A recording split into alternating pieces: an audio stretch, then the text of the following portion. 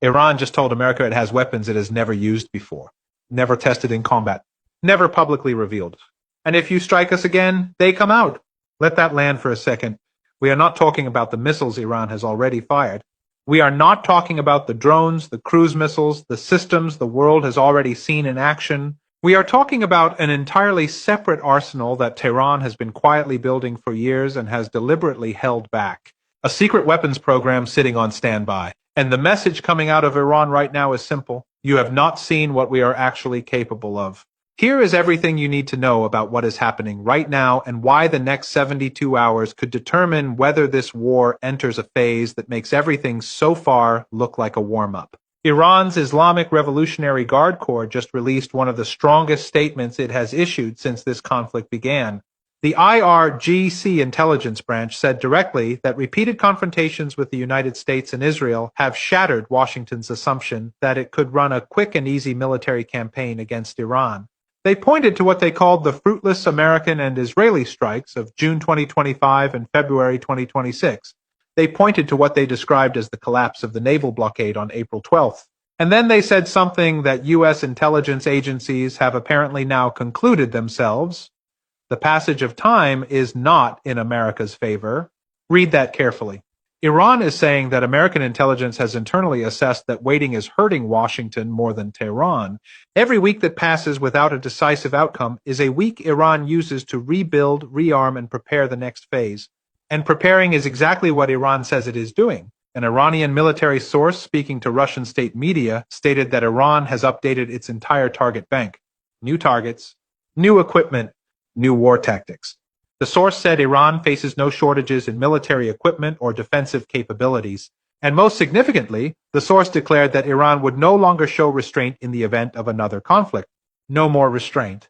That is a fundamental shift in declared military doctrine. Iran has also closed its airspace over the western part of the country. A newly issued aviation notice restricts flights until Monday morning with daytime only exceptions.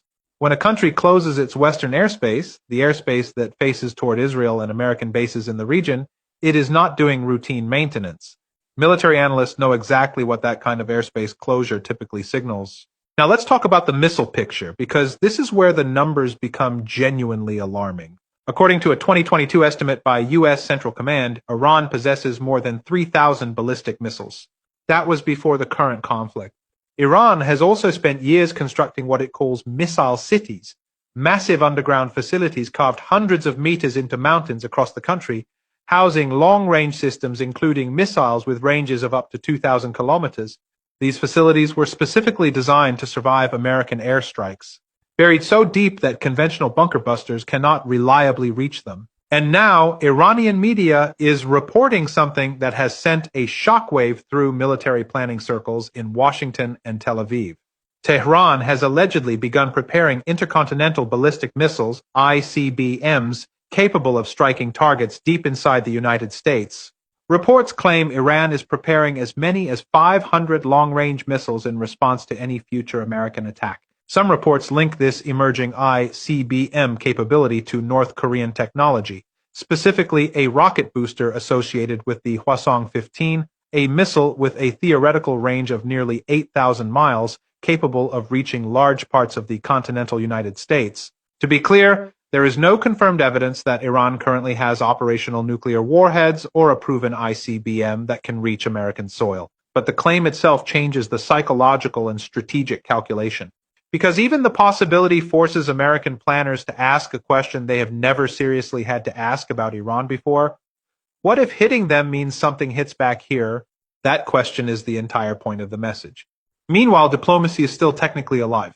Iranian Foreign Minister Araghchi met with Pakistani Interior Minister Mohsin Naqvi in Tehran to discuss proposals for ending the conflict. Oman is involved in separate discussions about a possible framework for the Strait of Hormuz. Pakistan is shuttling messages between Washington and Tehran, but the gap between what America is demanding and what Iran is willing to accept has not closed. And while diplomats talk, the IRGC is updating its target bank. Iran is telling the world it has been holding back. The question now is whether Washington believes them and whether it is willing to find out.